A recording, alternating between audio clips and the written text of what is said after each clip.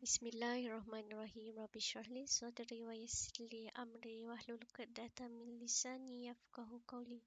Rabbi yassir wa la tu'assir, Rabbi tamam bil khair.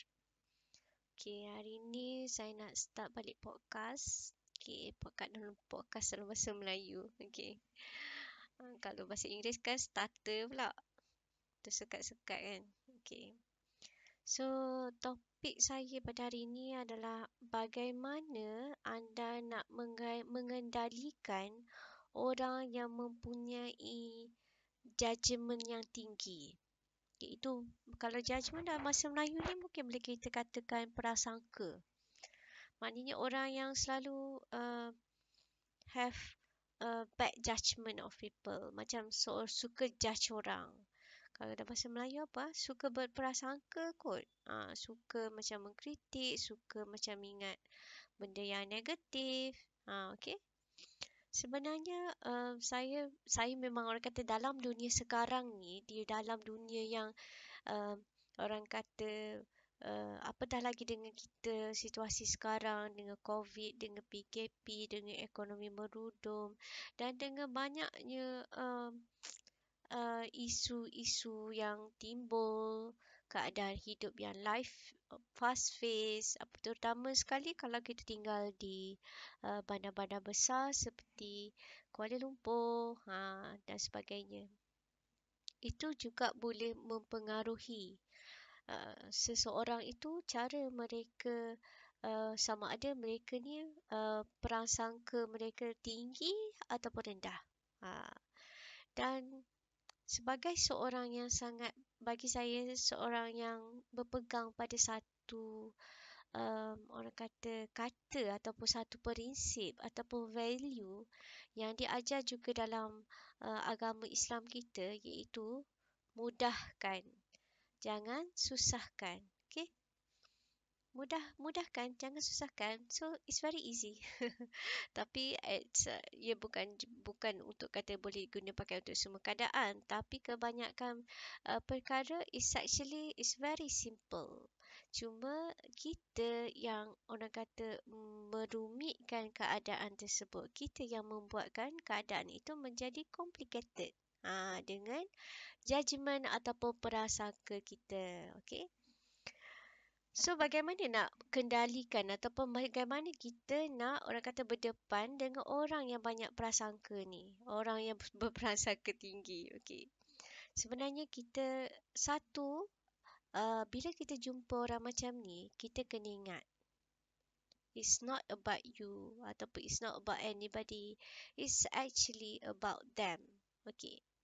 Sebab bagi saya orang berprasangka, orang suka berprasangka buruk ataupun mempunyai prasangka yang tinggi, sebenarnya mereka mempunyai, bukan masalah, bagi saya mereka pernah berhadapan dengan benda-benda yang negatif sehingga membuatkan mereka menjadi seorang yang sangat berprasangka. Ataupun apa jua pengalaman yang mereka hadapi yang membuatkan mereka menjadi manusia yang sedemikian. Okay? Dan juga boleh kita katakan di peringkat umur. Dan saya dapati kalau macam semakin kita berumur ataupun macam bersara, lepas kita bersara kerajaan ataupun bergantung kepada personality juga. Jadi kalau kita banyak orang kata kita punya perspektif atau personality tu adalah seorang yang sangat details, yang sangat proper, yang sangat judgemental. Apabila satu keadaan kita tidak boleh tolerate atau bertoleransi dengan apa yang kita nak cakap dalam bahasa Melayu Okey, disebabkan kita ni dia tu seorang efisien, so dia tidak dapat tolerate orang dengan orang lain yang tidak efisien. Ataupun bagi dia there is only one way to do it. So tak boleh cara lain. So cara mereka adalah cara yang betul. Cara mereka yang fikirkan tu adalah sesuai. Cara mereka fikirkan tu adalah yang paling selamat. Cara yang mereka fikirkan tu adalah cara yang terbaik. Itu adalah fikiran yang kita kena faham bila kita berhadapan dengan orang yang suka berperangsangka ni. Okey? Satu, kita kena, orang kata, menguasai keadaan. Menguasai keadaan tu bukannya kita, okey, apa yang saya mula-mula apabila saya jumpa orang macam ni, biasanya mereka akan berada dalam keadaan emosi yang tidak stabil.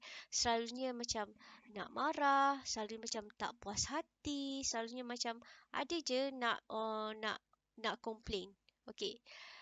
Cara pertama, okey, bila kita nampak orang macam ni, mindset kita dah kita kena fikir, it's not about you, it's about them. Dan it doesn't matter what they think, it matters what you think. Lepas tu, um, orang kata, you don't have to convince them of anything. Okay. Ini apa yang saya buat apabila saya berjumpa dengan orang macam ni, sama ada saya baru masuk meeting, okay, first time saya jumpa, diorang dah, orang kata, give a bad vibe for me. Tapi bukan bad vibe, sebab kita kena faham. Apabila saya melihat orang macam ni, saya senyum. Okey. Memang perkara pertama yang saya akan buat, bila saya nampak je orang macam ni dalam meeting ataupun dalam WhatsApp group apa ke, saya senyum. Kenapa? Senyum tu sebab saya merasa sangat lucu. Okey, bagi saya, it's actually, I don't know betul ke tidak, tapi itulah apa yang saya that is my cope, the way I cope with this, the way I deal. Ni yang saya share cara saya, tak sebenarnya semua orang. So cara nak mengendalikan orang berprasangka ni, first kita relax je. Okay, jangan kita macam trigger, untuk maknanya kita akan energi kita naik level dengan dia. Kita nak berbahas, nak apa, nak trigger, rasa macam nak marah, nak lawan. Walaupun apa yang dia katakan tu kadang-kadang ada yang betul dan ada yang tidak betul. Dan kita kena ingat, mereka bercakap berdasarkan pengalaman mereka. Dan mereka bercakap berdasarkan perspektif mereka yang mungkin berbeza daripada perspektif anda. Tu anda kena faham. Okay? Jadi, perkara pertama, I would just smile. Saya akan senyum. Kalau memang dalam meeting online, I just macam smile. Okay? Smile pertama, apabila dia keadaan macam dia ada amarah, keadaan macam nak bash you ataupun ada macam tak puas hati. Okay?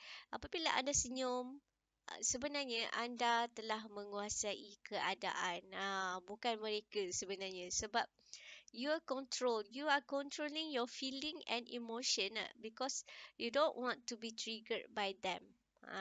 Okay, senyum je, senyum. Okay, pertama senyum. Yang kedua, biarkan mereka melepaskan apa juga yang mereka rasa dalam hati, dalam minda, ketidakpuashatian, komplain, apa juga yang mereka rasakan tidak efisien, yang salah bagi pendapat mereka. So, just bagi listen and then senyap, and then at the same time macam orang kata kita mendengar. Okay, oh yeah, okay, macam tu. Oh, okay, saya faham. Okay, itu adalah something yang bila you mendengar dan you senyum, dan bagi saya suka lower myself. Saya suka merendahkan diri saya. It's actually orang kata a strategy. Bila kita sebenarnya kita are lowering ourselves dan kita membiarkan dia menjadi tinggi, sebenarnya mereka nak rasa mereka betul, mereka nak rasa mereka lah yang terbaik, mereka nak, that is dia punya keinginan, dia punya ego, the ego that we have to stroke. Kita kena belai ego mereka. Okay, so kadang-kadang saya puji. Oh, ya ke? Oh, baguslah buat macam tu. Oh, okay. So, kelama-kelamaan anda akan dapati dengan anda senyum, dengan anda dengar, dengan anda mendengar macam tu, bagi feedback dengan percakapan dia, anda akan dapati tona dia yang dari tinggi semasa mula-mula, dia akan menurun dan menjadi semakin stabil dan semakin sejuk. Okay? Di situlah, okay, di mana anda bagi dia orang lepas cakap-cakap, okey dah, bila dah rasa tenang, dia rasa dah keluarkan everything, masa itulah anda bercakap.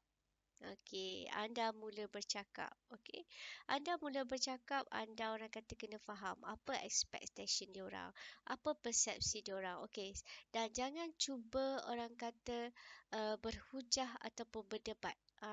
Okey, tetapi kita cuba membawa satu solusi yang pertengahan. Okay, what can I do for you? So, macam mana kita boleh selesaikan masalah ini? So, kita get back to the picture.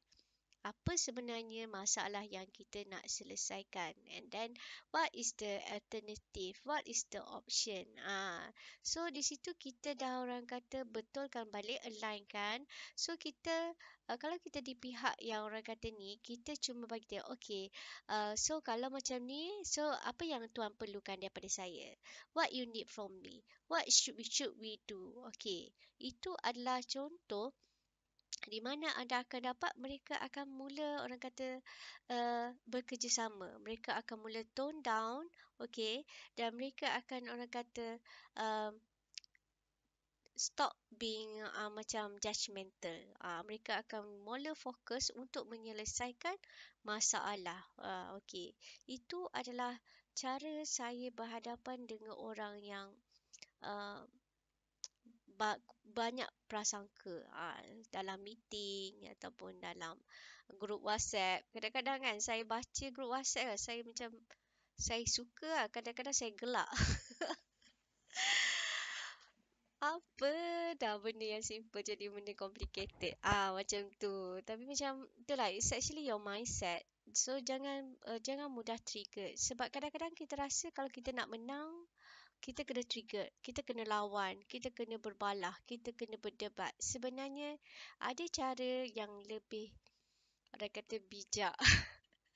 Ada strategi, ada cara, dan anda harus tenang. Kalau anda tak tenang, anda tak menang. Okey. Orang kata kalah dalam menang, tenang dalam menang. Okey, tenang dan menang. Okey. Faham ke tak tu?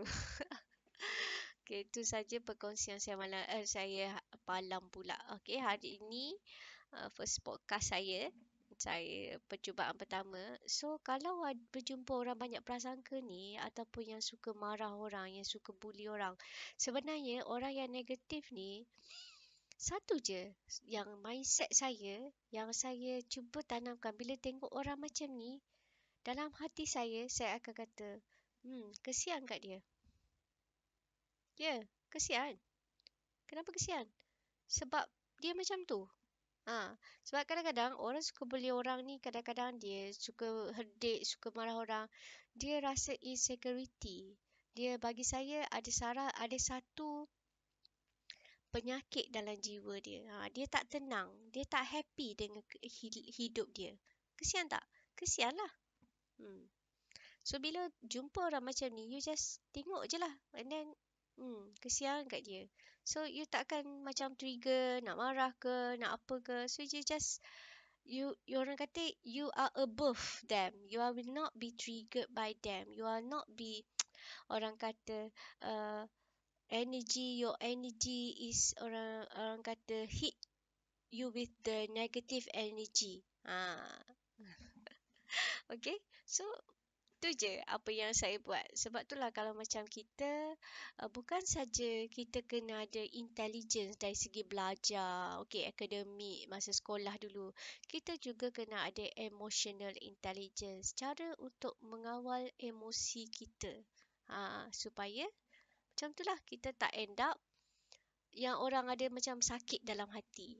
Sebab bila kita rasa sakit dalam hati, kita tak happy, kita tak tenang, semua tu akan terzahir melalui perkataan dan perbuatan kita. Dan kita tak nak jadi sama macam mereka. So itu saja perkongsian saya dari segi apa yang saya lihat. Saya baru habis meeting tadi, and the same things happen. Benda ni banyak kali lah, tapi I already have a coping mechanism. Dan yang saya share tadi adalah my compliment mechanism. So tak tahulah sesuai atau tak dengan anda. Hanya saya kongsikan, mana tahu dapat beri manfaat kepada anda. Okay.